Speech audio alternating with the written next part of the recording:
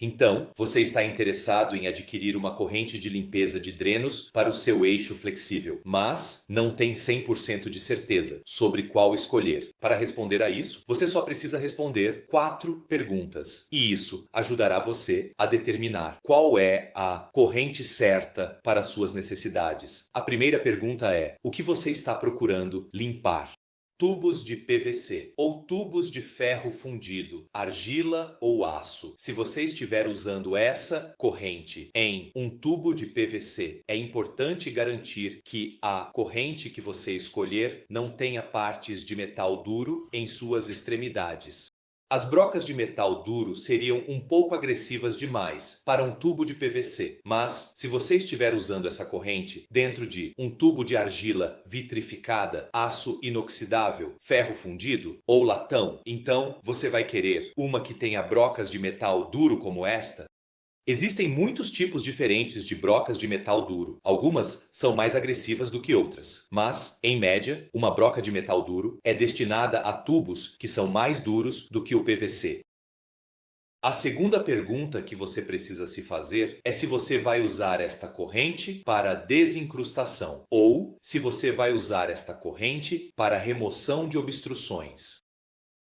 A corrente circular que você pode ver aqui tem mais dentes individuais na parede do tubo em um dado momento. Isso torna esta corrente mais adequada para tarefas de desincrustação, enquanto uma corrente regular como esta, com 3 correntes individuais, é muito melhor para a remoção de obstruções.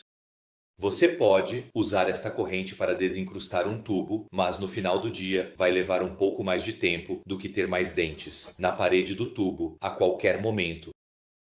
A próxima pergunta que você precisa se fazer é: qual a espessura do eixo que você está usando? Se você está usando um eixo de 6 milímetros ou 1/4 de polegada, ou um eixo de 8 milímetros e 5/16, você vai precisar usar uma corrente de peso mais leve.